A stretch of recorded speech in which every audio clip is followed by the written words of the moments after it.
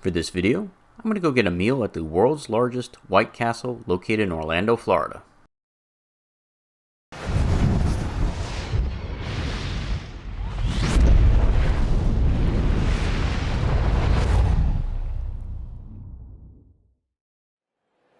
So today I'm in Orlando, Florida, and I'm located right off of Daryl Parkway. There's been a lot of new development down here, and one of the most recent additions is the world's largest White Castle restaurant.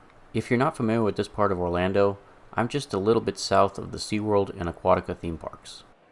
Now, if you're not from the Northeast United States, you might not understand the appeal of White Castle. My parents are from New Jersey, so I totally get it.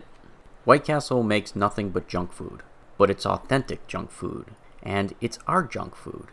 Eating at White Castle is kind of like a rite of passage for anyone who grew up in New Jersey, and you aren't officially from New Jersey until you have eaten at White Castle a lot. Now, this particular restaurant is 4,500 square feet, which makes it the largest White Castle, but by other restaurant standards, it's not all that big. I mean, a large McDonald's is roughly the same size as this. It just tells you that most White Castles are crammed into small footprints in urban areas, and I think the typical White Castle is about 2,000 square feet. And of course, since I'm a schmuck, I ordered the one thing that everybody thinks of when they go to White Castle. I ordered a chicken sandwich. But you know what? I actually liked the chicken sandwich. I had never eaten it before, and I always had ordered the cheeseburger sliders in the past, like everybody else does. It was a pleasant surprise. It was actually pretty tasty.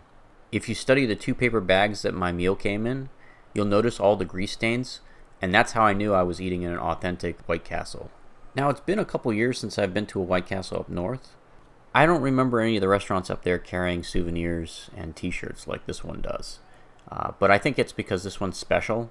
This is the only White Castle in the entire state of Florida, so it's kind of a big deal. The one highlight for me at this particular restaurant is I really enjoyed the outdoor patio. I also liked how they used the outdoor like Christmas style lights to light it up. It just was playful and festive, and it really did set a nice tone for this particular restaurant.